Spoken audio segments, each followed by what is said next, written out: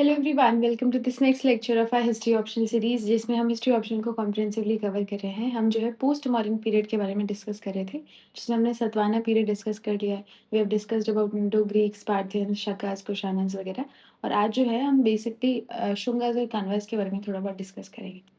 सबसे पहले तो पोस्ट मॉडर्न पीरियड जो है होता क्या है। मॉडर्न एम्पायर स्पेशली अशोका के टाइम पर इंडिया में एक बहुत बड़ा सेंट्रलाइज्ड एम्पायर था। लेकिन अशोका के बाद में स्ट्रॉन्ग रूलर नहीं आए, वीक सक्सेसर्स आए। जो सेंट्रल कंट्रोल है वो वीक हो गया, प्रोविंसेस की ऑटोनॉमी इंक्रीज हो गई और एम्पायर जो है वो फ्रेगमेंटेड हो गया। और इसी पॉलिटिकल वैक्यूम में डिफरेंट रीजन्स में जो है पावर हमको देखने को मिलती है। नॉर्थ वेस्ट में वी सी इंडो ग्रीक्स से शाकाज, कुशानास है ना, इंडो पार्थियंस वगैरह। डेक्कन में वी सी सतवानास और मगध वाले रीजन में वी सी शुंगास एंड देन कानवास। इसलिए जो है पोस्ट मॉडर्न पीरियड को सिर्फ मौर्यस की बात का पीरियड मत समझो, ये एक जो है ट्रांजिशनल पीरियड की तरह हमको देखने को मिलता है, जिसमें इंपीरियल सेंट्रलाइजेशन से रीजनलाइजेशन की तरफ शिफ्ट देखने को मिलता है। कल्चरल इंट्रैक्शन देखने को मिलता है और इकोनॉमिक एक्सपेंशन देखने को मिलता है। ये जो चीज़ें हैं आप इंडो ग्रीक्स वगैरह पे भी लगा सकते हैं, नॉर्थ वेस्ट में अप्लाई कर सकते हैं। This you can also apply for the Deccan region, Satavahana specific and Kushanas और सुंगा वाले में भी आप देख सकते हैं। This is the broad chronology, जैसे-जैसे पीरियड में जो डायनेस्टीज़ हमको देखने को मिलती हैं, उस तरीके से आप यहाँ पे देख सकते हैं। ठीक है, अब इस क्रोनोलॉजी को एक स्टोरी की तरह समझने की कोशिश करते हैं। मौर्यन एम्पायर वीक हुआ तो मगध में शुंगास आए, शुंगास के बाद में कन्वास आए, नॉर्थ वेस्ट में इंडो ग्रीक्स आए, इंडो ग्रीक्स के बाद में शाकास आए, शाकास के बाद में इंडो पार्थियंस एंड देन कुशानस। और अब पैरेलली डेक्कन में जो है सतवाहनास देखने को मिलते हैं। यानी पोस्ट मॉडर्न इंडिया में एक सिंगल एम्पायर नहीं, बल्कि multiple regional power simultaneously develop कर रही थी। अब मॉडर्न पीरियड डिक्लाइन क्यों हुआ? ऑल्दो हम तो ये डिस्कस कर चुके हैं, लेकिन ठीक है, एक बारी देख लेते हैं कि क्या-क्या रीज़न थे, जिसकी वजह से जो है मॉडर्न एम्पायर डिक्लाइन किया। वीक सक्सेसर, अशोका के बाद उनके जो सक्सेसर थे, उस लेवल की पॉलिटिकल अथॉरिटी मेंटेन नहीं कर पाए। अशोका जैसे पावरफुल रूलर के बाद लीडरशिप क्वालिटी कम हो गई, सेंट्रल अथॉरिटी कम हो गई। एडमिनिस्ट्रेटिव बर्डन बढ़ गया। Mauryan empire enormous territory control करता था। इतनी ह्यूज टेरिटरी को मेंटेन करने के लिए ऑफिशियल्स, आर्मी, कम्युनिकेशन, रेवेन्यू वगैरह सब मेंटेन करना पड़ता था। इसका मतलब लार्ज टेरिटरी को संभालने के लिए लार्ज एडमिनिस्ट्रेशन चाहिए और यहाँ पे जो एडमिनिस्ट्रेटिव बर्डन है वो बहुत बढ़ गया था। रीजनल असर्शन देखने को मिलता है। डिस्टेंट प्रोविंसेस को सेंटर से कंट्रोल करना डिफिकल्ट होता गया जैसे जैसे सेंट्रल अथॉरिटी वीक होती गई। तो यहाँ पे रीजनल पॉलिटिकल पावर्स इमर्ज होती हुई दिखती है। इकोनॉमिक प्रेशर भी बनने लगा। Large bureaucracy, standing army, administration, इन सबको सँभालने के लिए बहुत ज़्यादा पैसे चाहिए, बहुत ज़्यादा एक्सपेंडिचर लगता है। अगर रेवेन्यू कलेक्शन वीक हो तो जो है हमारा स्टेट का कैपेसिटी है वो भी कम हो जाएगा, सेंट्रल अथॉरिटी वीक हो जाएगी। सक्सेशन का प्रॉब्लम भी देखने को मिलता है।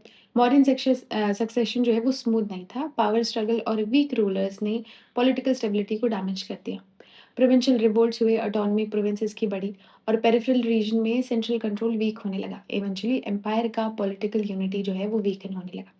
है ना? तो यहाँ पे हमको ये देखने को मिलता है, but an important conceptual point is कि modern decline is not equal to civilization का डिक्लाइन। है ना? मॉडर्न पॉलिटिकल स्ट्रक्चर डिक्लाइन नहीं हुआ। ट्रेड जो है वो कंटिन्यू रहा, अर्बन सेंटर्स कंटिन्यू हुए, बुद्धिज़्म जो है कंटिन्यू रहा, ब्राह्मणिकल ट्रेडिशन कंटिन्यू रहा, आर्ट डेवलप होता रहा, रीजनल किंगडम इमर्ज होते रहे। मॉडर्न एडमिनिस्ट्रेशन के कुछ एलिमेंट्स हमको बाद में भी देखने को मिलते हैं, जैसे सतवाहनाज़ में भी कुछ कॉमन टर्म्स देखने को मिलते हैं। ठीक है? तो ये सब चीज़ें भी हमको देखने को मिलती हैं। तो political fragmentation did not necessarily mean economic और cultural stagnation. Actually post modern period में new forms of political and cultural dynamism जो है हमको देखने को मिलता है। ठीक है, इस तरीके से हमने हमने जो है थोड़ा इंट्रोडक्शन पढ़ लिया। अब हम आएंगे शुंग डायनेस्टी के पास में, शुंग डायनेस्टी के बारे में डिस्कस करेंगे। ठीक है, तो शुंगास का इमर्जेंस किस तरीके से हुआ? पुष्यमित्र शुंग जो है अप्रॉक्सीमेटली 185 बीसी के आसपास में, क्या ये कौन थे पहले तो? ये कोई मॉडर्न प्रिंस नहीं थे, कहीं भी कुछ नहीं थे, ये सेनापति थे, कमांडर इन चीफ में मौर्यन आर्मी के। जो लास्ट मौर्यन रूलर थे बृहद्रथ, उनके कमांडर इन चीफ देखने को मिलते हैं।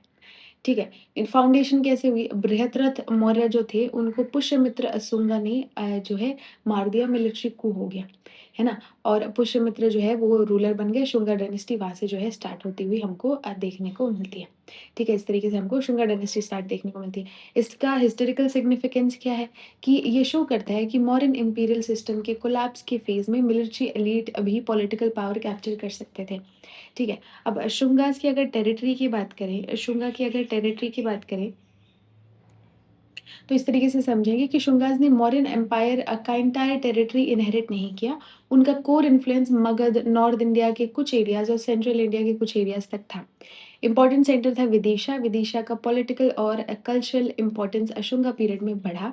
इसलिए पाटलिपुत्र जो है वो ट्रेडिशनल मगधन कैपिटल थी, बट जो विदिशा थी वो इम्पोर्टेंट शुंगा सेंटर बनी। अगर हम पुष्यमित्र शुंग के बारे में बात करें, तो पुष्यमित्र शुंग डायनेस्टी का सबसे इम्पोर्टेंट रूलर था। उनका मेजर कंसर्न मगध को कंसोलिडेट करना, रीजनल अथॉरिटी एस्टैब्लिश करना, फॉरेन और इंडो ग्रीक जो प्रेशर है उससे डील करना और पॉलिटिकल लेजिटिमेसी को एस्टैब्लिश करना। ये सब हमको देखने को मिलते हैं। पुष्यमित्र और इंडो ग्रीक के साथ में क्या रिलेशन थे?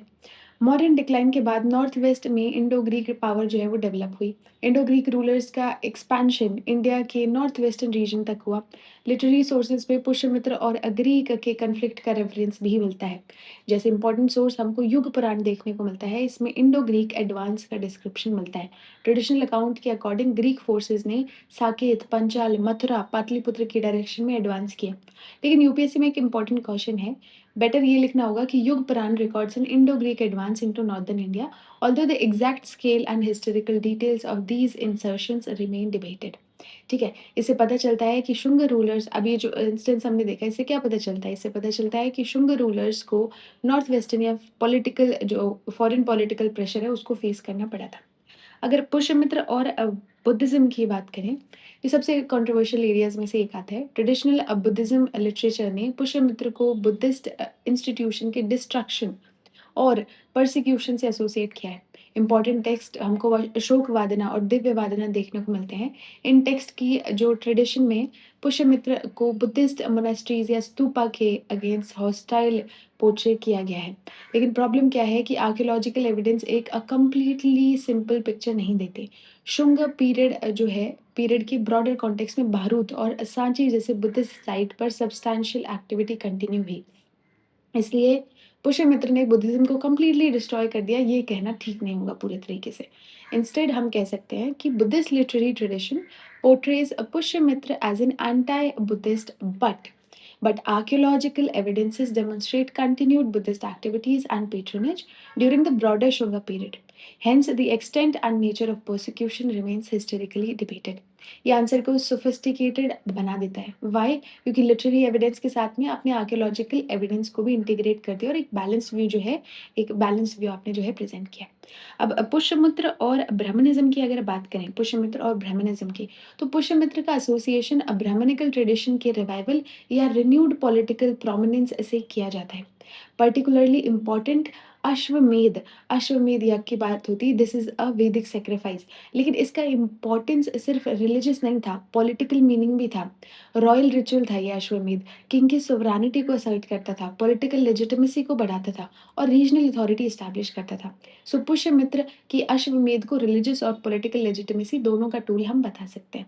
ठीक है, अब ब्राह्मणिज्म वर्सेस बुद्धिज्म को कैसे समझेंगे इसके कॉन्टेक्स्ट में, शुंगास के कॉन्टेक्स्ट में? तो इस तरीके से समझने की कोशिश करते हैं कि रियलिटी बहुत कॉम्प्लेक्स थी यहाँ पे ब्राह्मणिकल और बुद्धिस्ट ट्रेडिशन की। ब्राह्मणिकल रिचुअल्स को रॉयल सपोर्ट मिला, बुद्धिस्ट इंस्टीट्यूशन भी कंटिन्यू रहे, बुद्धिस्ट आर्ट डेवलप हुई, जैन और अदर ट्रेडिशन भी डेवलप हुए। रिलीजियस प्लूरलिज्म देखने को मिलता है, पेट्रनेज शिफ्ट हुआ लेकिन रिलीजियस ट्रेडिशन डिसअपेयर नहीं हुए, अभी भी देखने को मिलते हैं। ब्राह्मणिकल डोमिनेंस थोड़ा सा बढ़ रहा है, मतलब कंपैरेटिवली पहले वाले जो हमको टाइम देखने को मिलता है उससे ज़्यादा जो है पेट्रनेज यहाँ पे मिल रहा है। ठीक है, यहाँ पे फिर अगर शुंगास की बात करें, एडमिनिस्ट्रेशन की इनकी बात करें, तो मॉडर्न एडमिनिस्ट्रेशन एक्सट्रीमली सेंट्रलाइज था और शुंगा पॉलिटिकल सिस्टम ने उस स्केल का सेंट्रलाइज्ड इंपीरियल ब्यूरोक्रेसी रिप्रोड्यूस नहीं किया। मॉडर्न सेंट्रलाइज्ड इंपीरियल एडमिनिस्ट्रेशन से शुंगास का मोर रीजनलाइज्ड पॉलिटिकल स्ट्रक्चर हमको देखने को मिलता है, जिसमें जो लोकल या रीजनल एलिट्स हैं उनकी जो इम्पोर्टेंस है वो बढ़ती हुई दिखाई देती है ना। यहाँ के फीचर्स है, हमको मोनार्किकल रूल देखने को मिलता है, मिलिट्री इंपॉर्टेंस अभी भी थी, रीजनल सेंटर्स बनते हुए दिख रहे हैं, फ्यूडेटरी टेंडेंसीज इमर्ज होते हुए दिख रही हैं और लोकल ऑटोनॉमी भी हमको देखने को मिलती है। ठीक है, तो पोस्ट मौर्य रीजनलाइजेशन हमको यहाँ पे देखने को मिलता है। अगर शुंगा आर्ट और आर्किटेक्चर की अगर हम बात करें, तो शुंगा पीरियड में बुद्धिस्ट आर्किटेक्चर में नैरेटिव और डेकोरेटिव एनरिचमेंट देखने को मिलते हैं। Major centres were Bharhut and Sanchi. ठीक है, भारूत में क्या देखने को मिलता है? भारूत प्रेजेंट डे मध्य प्रदेश में पड़ता है ना। और भरूच स्तूपा में आपको stone railings, narrative relief, Jataka stories, Buddhist symbols, yakshas, yakshis, है ना, डोनर इंस्क्रिप्शंस, ये सब देखने को मिलते हैं। अब why donor inscriptions were important? Because they tell us कि बुद्धिस्ट मॉन्यूमेंट को सिर्फ किंग ही फंड नहीं करते थे, मर्चेंट्स, ले devotees, women, local groups etcetera भी पेट्रनेज दे सकते थे। This gives us evidence of wider social participation and religious patronage. ठीक है, यहाँ पे हमको एनो यहाँ पे हमको एनिकॉनिज्म भी देखने को मिलता है। ये क्या चीज़ होती है? भारूद और अर्ली बुद्धिस्ट आर्ट समझने के लिए जो है ये टर्म इम्पोर्टेंट है। क्या बोला मैंने? I've said aniconism. I'll just write it here. ठीक है, मीनिंग है बुद्धा को डायरेक्टली ह्यूमन फिगर के फॉर्म में डिपिक्ट नहीं किया जाता था, बल्कि बोधिट्री, धर्मावील, फुटप्रिंट्स, स्तूपा, इन सब से रिप्रेजेंट किया जाता था।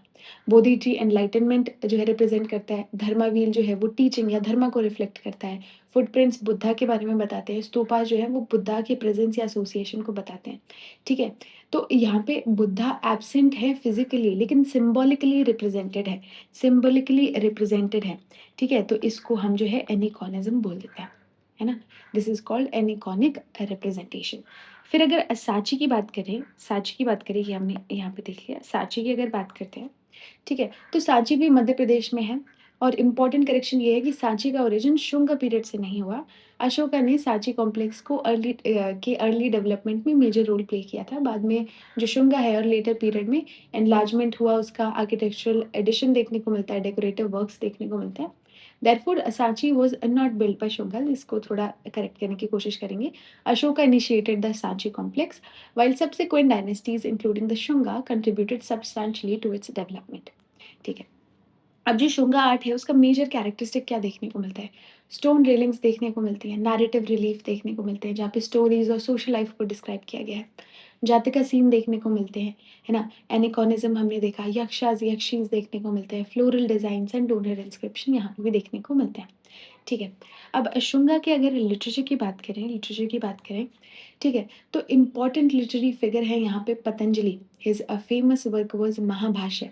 ये संस्कृत ग्रामेटिकल ट्रेडिशन का मेजर टेक्स्ट है। हिस्टोरिकल इंपॉर्टेंस इसका इस तरीके से है कि ये जो है सोसाइटी के बारे में, पॉलिटिकल कंडीशंस के बारे में, फॉरेन इंकर्जन्स के बारे में जो है हमको क्लू देता है। पर्टिकुलरली इंडो ग्रीक इंकर्जन के कॉन्टेक्स्ट में पतंजलि का एविडेंस डिस्कस किया जाता है। ठीक है, इंपॉर्टेंट शुंगा रूलर्स हमने देखे, पुष्यमित्र हमने देखे, एंड देन अग्निमित्र। पुष्यमित्र के सन वाज अग्निमित्र, है ना, फेमस है फॉर मालविका अग्निमित्रम, है ना। ये कालिदास का संस्कृत ड्रामा है, इसमें अग्निमित्र का रेफरेंस हमको देखने को मिलता है। इंपॉर्टेंट क्वेश्चन है कि कालिदास जो है वो मच लेटर पीरियड के ऑथर हमको देखने को मिलते हैं। And Malavika Agnimitram is a later literary source about the Shunga court, not a contemporary chronicle. ठीक है, ये थोड़ा ध्यान रखने की जरूरत है। भागभद्र की अगर बात करें तो अनदर इम्पॉर्टेंट शुंग रूलर, इनका नाम पर्टिकुलरली इम्पॉर्टेंट है बिकॉज ऑफ हेलियोडोरस पिलर। ठीक है, इन्हीं के टाइम पे हेलियोडोरस पिलर जो है वो बेस नगर विदिशा के पास में मध्य प्रदेश में जो है किया गया था, कमेमोरेट। ठीक है, इसका स्टोरी ऐसे है कि एक हेलियोडोरस नाम के जो है, he was an ambassador, Indo Greek ruler Antialcidas के जो है एम्बेसडर हुआ करते थे, और शुंग रूलर भागभद्र के कोर्ट में आए थे वो। ठीक है, उन्होंने वैष्णविज्म को धारण किया और ये जो हेलियोडोरस पिलर है इसको जो है कमेमोरेट करवाया। रिलीजियस सिग्निफिकेंस ये है, वासुदेव यानी he was devotee of Vasudev. This gives important evidence for the early development of Bhagavad या Vaishnava tradition. It demonstrate cultural interaction कि एक इंडो ग्रीक एम्बेसडर जो है वो इंडियन डाइटी वासुदेव का डिवोटी बन रहा है। So this is not merely Greek versus Indian, instead cultural exchange और रिलीजियस एसिमिलेशन का जो है हमको एविडेंस देखने को मिलता है। ठीक है, इस तरीके से हम इसको कर सकते हैं। थोड़ा सा कान्वा डायनेस्टी के बारे में देख लेते हैं। अब शुंगा के जो लास्ट रूलर थे देवभूति, उनके बाद में कान्वा डायनेस्टी आई।